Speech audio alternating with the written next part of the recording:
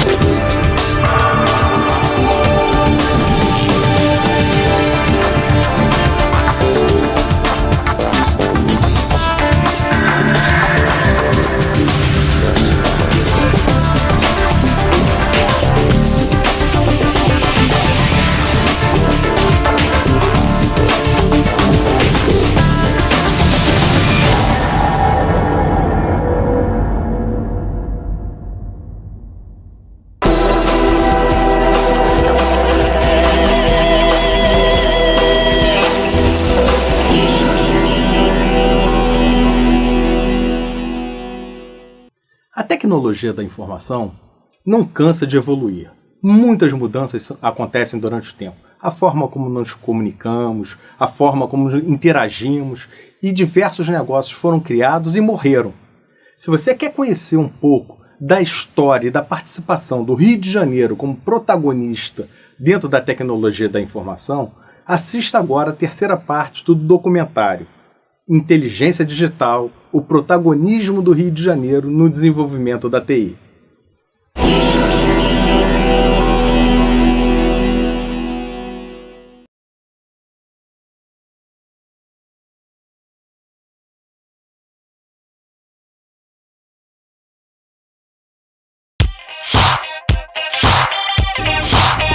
O desenvolvimento na década de 80 foi alavancado pelos movimentos da segunda parte da década de 70 e pela formalização de uma política nacional de informática sancionada em 1984 pela Lei 7.232, que criou mecanismos de reserva e fomento para a indústria nacional de hardware e software.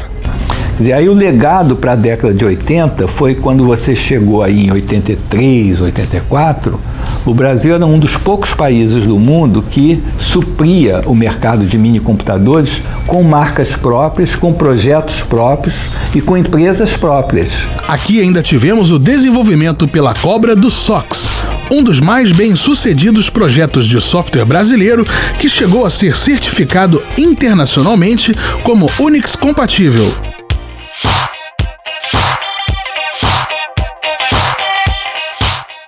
No final da década de 70, existia no Brasil, na área de teleinformática, só duas redes de telecomunicações funcionando, né? A rede telefônica, que era uma rede tradicional, e a rede Telex. Os primeiros computadores pessoais começavam a surgir, mas os computadores nessa época eram os grandes computadores que não se interconectavam.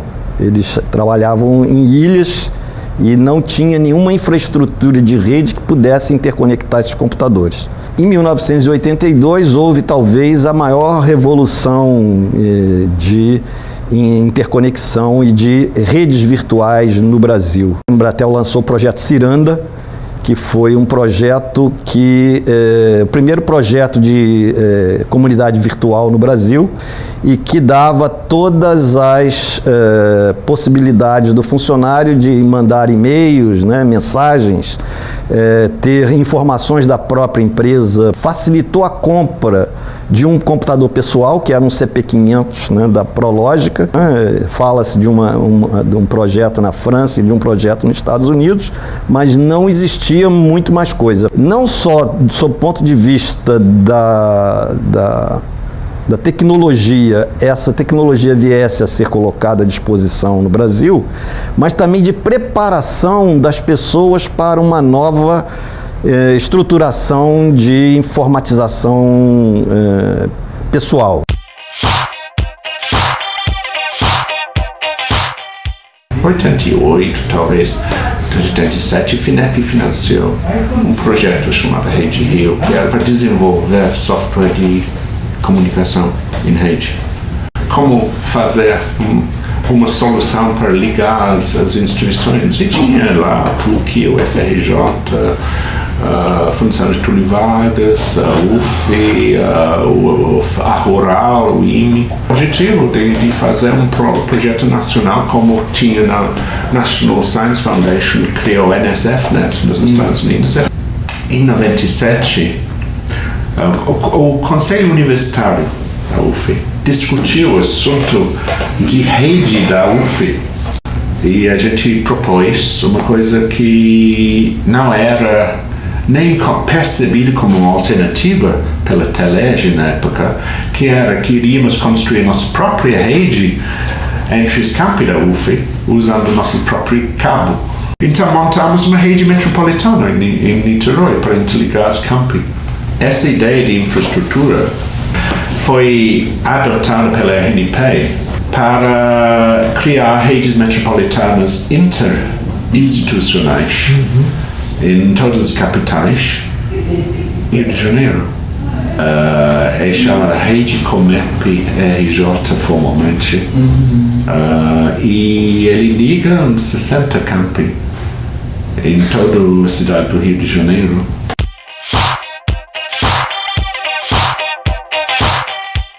E em 85 nós montamos uma empresa aqui no Rio chamada Globograph. E essa empresa ficou responsável pela revolução visual da Globo. Então o Hans, ele desenhava e nessa empresa a gente dava forma às ideias do Boni e às ideias do Hans. A gente trabalhou muito no mercado publicitário e influenciamos a Petrobras, influenciamos a Embraer e fizemos um trabalho incrível para a Marinha Brasileira na ilha de Mocangui. Fizemos o primeiro simulador de periscópio da América do Sul. O submarinista pegasse o periscópio e dentro dessa sala emulava qualquer região do planeta que ele poderia submergir. Então ele podia submergir no Golfo Pérsico e olhar quais as fragatas que estavam lá, e a gente teve que modelar inúmeras fragatas para que ele pudesse reconhecer que fragata era aquela. Foi talvez o projeto mais sofisticado que a gente fez para fora da Globo, né? Em 83 a gente fez o primeiro trabalho que ficou como referência no mundo inteiro de computação gráfica, né? Que foi a abertura do Fantástico. O software na época eu só conseguia fazer formas geométricas realmente definidas. A gente não conseguia fazer nenhum shape orgânico. Só que uma série de tecnologias aí convergiram, que era o chroma key. A Sony tinha feito o primeiro sincronizador de vídeo, o primeiro frame synchronizer com redução de ruído. Essas imagens eram analógicas, você tinha que copiar para fazer as edições e tudo mais, e com isso você ia aumentando o ruído. Criava uma geração, passava dentro dele, retirava o ruído, fazia outra geração. Isso aqui teve 13 gerações. A gente fez outra abertura, que foi a abertura do Fantástico de 94, que já tinha formas mais orgânicas, né? Ou seja, isso é uma referência no mundo inteiro. Se você mostra isso para alguém que entenda a tecnologia, que isso foi feito em 94, ninguém acredita. Entendeu? Como é que pode ter sido? Esse software aí foi todo feito in-house, tudo brasileiro. Inclusive, Rio de Janeiro, isso foi feito. No Rio de Janeiro. Hoje em dia, a gente está trabalhando procurando fazer coisas tão bom, melhor que. E o nível de dificuldade é incrível.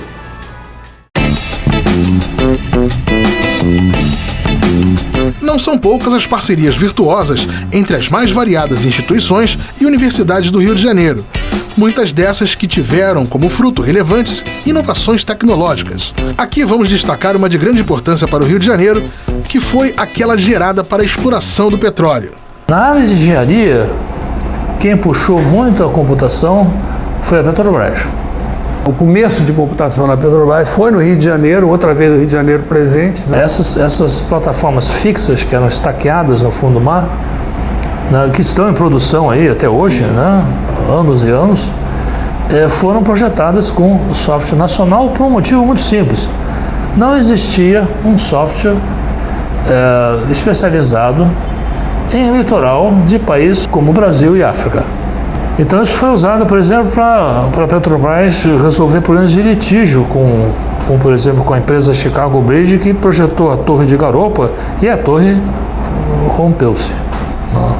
E ela foi obrigada a indenizar a Petrobras. Essa área, eu acho que puxou muito a nossa atenção de muita gente, porque era pioneira, você estava participando de um desenvolvimento novo e estava fazendo uma aplicação nova, nacional. E vendo que a indústria podia buscar na universidade esse tipo de geração de tecnologia. Uma grande parte do software que a Petrobras utiliza foi desenvolvido e ainda está sendo desenvolvido lá na PUC, no TecGraph. A Marinha tem muita ligação com a COP lá no Fundão e com a PUC. Né? Tem uma organização da Marinha que chama Instituto de Pesquisa da Marinha, que tem um grupo de informática também, e é lá perto da Ilha do Fundão, é na Ilha do Governador. Inclusive assuntos que ninguém queria estudar, que nem acústica submarina, como é que o som propaga na água, que era uma coisa só uma preocupação da Marinha de achar submarino, agora com as plataformas e o petróleo submarino, todo mundo está interessado em ver como é que ele enxerga embaixo d'água. A gente quer levar a produção de petróleo para o fundo do mar, nada em cima, nenhuma plataforma.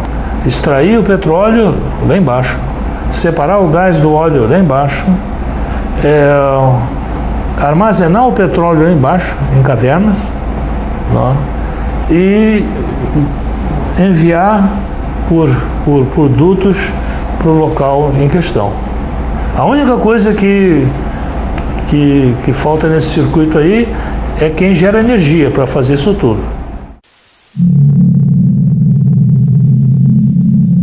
Em 1985, o governo norte-americano convocou o brasileiro para uma série de discussões sobre a reserva de mercado no setor de informática. 2 anos depois, diante da discussão da SEI de proibir a comercialização do MS-DOS da Microsoft no Brasil, o presidente Reagan anunciou retaliações ao país no valor de 105 milhões de dólares.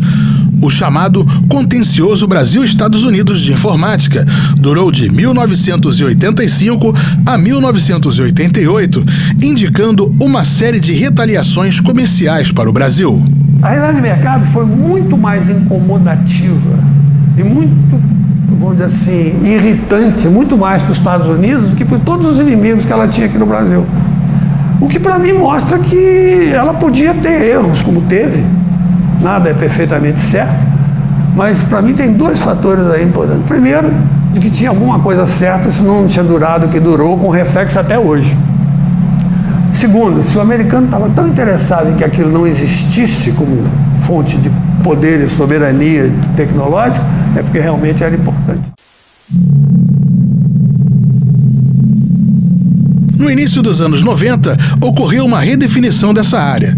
Com o fim da PNI e a abertura do mercado para empresas estrangeiras, essa mudança, por um lado, contribuiu para o crescimento e variedade da oferta de mercado de informática do país. Mas, por outro, colaborou para o colapso de boa parte das indústrias de informática nacionais. Aí você divide num fla-flu, entendeu? Tem gente que acha que acabou com a indústria, tem gente que acha que era aquilo mesmo que tinha que fazer. O que eu acho é que houve uma saída muito desordenada. Não precisava ser assim. A Secretaria Especial de Informática, que regulava essas coisas, né?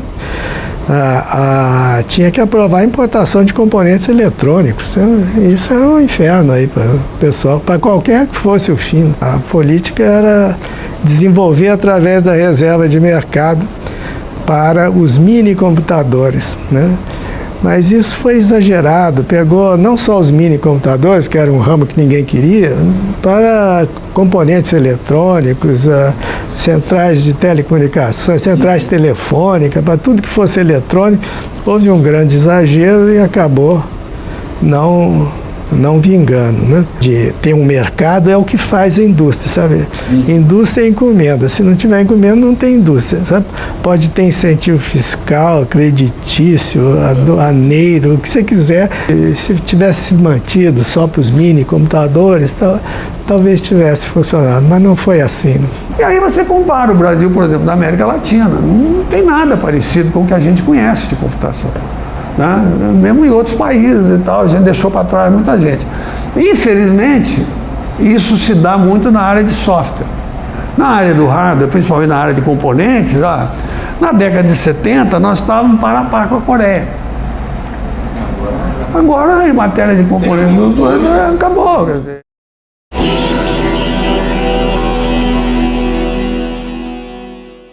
Se você gostou do nosso documentário, não deixe de assistir a última parte no nosso próximo programa. Até lá!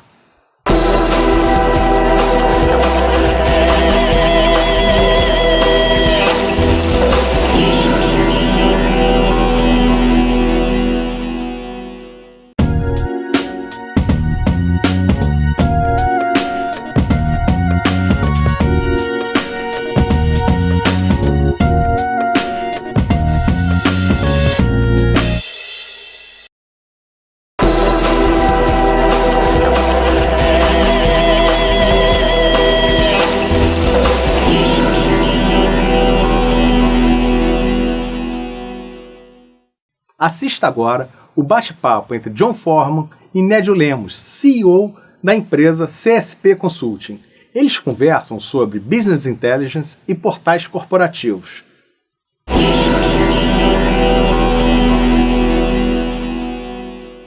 Olá! Na nossa conversa de hoje, a gente vai tratar de assuntos que interessam normalmente a empresas de médio e grande porte, que é toda essa parte de inteligência comercial. O pessoal comenta muito de BI, de Business Intelligence, e também portais corporativos e de colaboração. Quem está aqui conosco hoje para falar sobre isso é o Nédio Lemos, da CSP Consulting, uma empresa que já está no mercado há muitos anos. Então, Nédio, eu queria te agradecer por estar aqui conosco. Eu que agradeço, João. Pedir para você contar um pouco da história da empresa e o que vocês estão fazendo de mais recente. Primeiramente, agradeço o convite, estar aqui como convidado da TI Rio.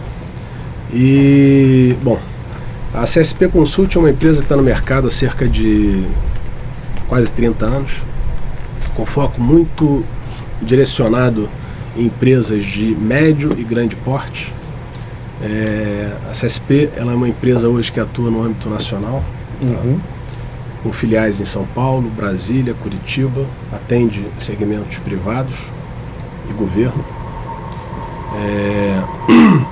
Temos hoje um foco muito claro em dois grandes segmentos, que é o foco de projetos de BI, que é Business Intelligence, e também de desenvolvimento de portais corporativos. Nessa linha de portais corporativos, nós somos parceiros gerenciados pela Microsoft, que é um título bastante importante a nível nacional. São poucas empresas que têm esse título, que são gerenciados pela própria Microsoft, em torno de 40 mais ou menos, e a CSP é uma dessas empresas. Eu queria aproveitar, focando até um pouco nessa parte de portais corporativos, né? A gente está falando de sites na internet. Uma empresa pequena normalmente vê aí até hoje em dia os provedores e fala assim, faça o seu próprio site automaticamente, 3, 4 páginas. Um portal corporativo é uma coisa que realmente é muito mais do que isso. É, né? Muito mais robusto, ele pode ter N objetivos, né? Inclusive para vender produtos, né? Para se comunicar. Vender produtos, que eu falo, é fazer comércio cliente-cliente, business cliente, tá? E cliente da forma inversa também. A gente tem uma experiência vasta a nível de desenvolvimento de portais corporativos usando a plataforma da própria Microsoft, que é o SharePoint. E aí, nessa linha, quer dizer, você estava comentando, quer dizer, você tem os funcionários da empresa Sim. que tem que operar ali e colaborar, né? Então, às vezes, o site, o portal é um lugar em que o cliente, que de repente ainda não é cliente, chega, tem um primeiro contato, mas depois, ao se tornar cliente, ele também passa a ser um canal para ele acompanhar as transações, não é isso? Exatamente, exatamente. Recentemente nós desenvolvemos um portal chamado Business to Business, tá? De uma grande empresa aqui no Rio de Janeiro, que não posso, infelizmente, comentar com a empresa, justamente com esse objetivo. Ele vende, ele capta clientes e os próprios clientes passam a integrar a rede de colaboração desse negócio. Na nossa realidade atual, né, que a gente está com os tablets, os smartphones, isso tudo hoje em dia está integrado. Na realidade, o portal não é mais apenas um cartão de visitas na internet, né? Ele realmente é um novo canal de... Exatamente. As soluções de TI nas nuvens, né, elas facilitaram e muito o que tange a mobilidade, a facilidade de você estar em qualquer lugar, você poder acessar suas informações de qualquer dispositivo, seja um smartphone, seja um tablet, seja em algum outro notebook ou computador que você acesse, enfim, fora das suas instalações, e você tem exatamente 100% acesso a todos os seus documentos, a todos os seus e-mails, sem ter a necessidade de quê? De ter uma instalação física no teu escritório, porque essa instalação ela também tem custo, né? Ela tem custo de comprar, de instalar, de manter, de suportar, e a solução nas nuvens, ela facilita muito essa mobilidade. E isso é uma coisa que você tem visto nos seus clientes aí? Sim, bastante. De uma força de trabalho mais móvel em casa? Bastante, bastante. Isso facilita trabalhos em home office, facilita trabalhos em reuniões remotas, reuniões via... aí eu falando um pouquinho sobre tecnologia, no Skype for Business, que é uma das ferramentas de colaboração que a Microsoft disponibiliza. Facilita a comunicação e a colaboração de documentos, a partir do momento que você pode pegar um documento e compartilhar esse documento com vários usuários interessados naquele documento. Entendeu? E aí, quer dizer, então, no fundo, aquele funcionário que às vezes está no escritório para uma reunião de trabalho, ele não precisa necessariamente estar preso àquele local. Aquele local, exatamente. Hoje na CSP, hoje nós somos em torno de 130 colaboradores espalhados pelo Brasil, e eu posso te garantir que 90% das nossas reuniões, elas são via Skype. Tanto internas como com clientes, eu suponho também. Exatamente. Internamente, usamos a parte de mensagem.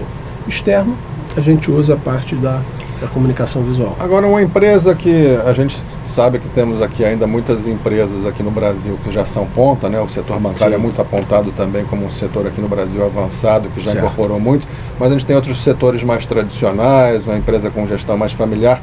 Quais são os desafios para aquela empresa que tem adiado esse caminho da informatização e que vai procurar a CSP para fazer essa transição? Talvez o grande receio seja a questão da segurança. Todas as empresas que relutam em desenvolver um projeto para trabalhar na nuvem, 99% é com receio a risco de perder as informações. Mas é lê do engano. É muito mais seguro estar na nuvem do que ter na sua instalação. E tem casos, né, a gente até no exterior, né, conforme a tecnologia foi avançando, você tinha toda uma segurança e aí pegou fogo o WTC, o World Trade Center, e várias empresas simplesmente sumiram, deixaram de existir. Então na nuvem realmente você tem todo um aparato de uma empresa, por exemplo, como a Microsoft, que faz todo esse trabalho de suporte, de manutenção dos teus dados, né, da tua infraestrutura, a um custo extremamente competitivo. Você ainda tem a oportunidade de salvar todas as suas informações na tua instalação. A tua instalação fica sendo, na verdade, um grande backup. E replicando... essa estrutura, John, ela se aplica a qualquer tipo de negócio, seja pequeno, médio, grande e big business. Ok? Ned, o que eu queria te perguntar agora, voltando mais para a parte de Business Intelligence que você também tinha comentado, porque você está falando que o pessoal tem às vezes um receio, atualmente injustificado se você fizer corretamente, com a assessoria correta, mas as recompensas também são grandes, né? Porque o Business Intelligence é aquela coisa que todos os dados que estão sendo trabalhados pela empresa podem ser analisados, sumarizados e permitir uma gestão mais exatamente, par e passo, né? Par e passo, exatamente. A CSP ela tem uma experiência grande também na área de BI, de Business Intelligence. Nós somos parceiros de principais fornecedores desse tipo de tecnologia, que é a Microsoft, a MicroStrategy e a Qlik, que possui 2 produtos famosos no mercado, que é o QlikView e o QlikSense. São ótimas plataformas, todas são muito boas, umas melhores em determinados segmentos do que outras, mas enfim, todas atendem extremamente bem o objetivo final, que é você conseguir auxiliar o teu executivo na tomada de decisões. Na medida em que você minera todos os dados, desenvolve uma série de informações e painéis gerenciais que facilitam o tomador de decisão. E aí, quer dizer, eu queria aproveitar e te perguntar, às vezes o gestor ou executivo não fica um pouco perdido com essa quantidade imensa de informações? Vocês ajudam eles a se encontrar nesse emaranhado de dados? Sem dúvida. Um dos grandes desafios é justamente tentar obter do executivo quais são as informações, os indicadores mais relevantes que ele considera para que ele consiga tomar decisões, entendeu? Então, esse é um grande desafio. Um projeto de BI não costuma ser um projeto simples, simplório, são projetos normalmente complexos, porque lidam com uma diversidade de dados muito grande. Mas se tiver um apoio, principalmente da camada superior das empresas, são projetos bastante bem sucedidos e que apoiam bastante o negócio no seu dia a dia e na sua tomada de decisões. E acabam pagando o investimento nessa questão. Muito, várias vezes até. Ned, eu queria te agradecer muito por esse seu tempo aqui para esclarecer para a gente essas informações. Eu que agradeço, John, foi um prazer. E até a próxima. Tá bom, obrigado.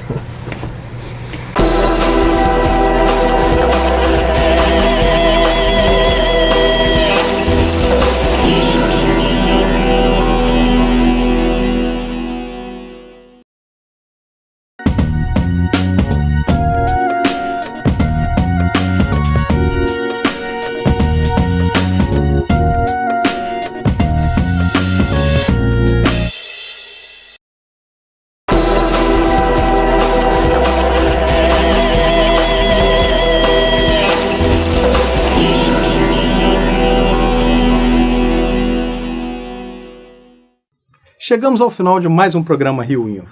Se você gostou e quer rever, ou ainda quer ver outras edições, não deixe de nos assistir no canal www.tirio.tv.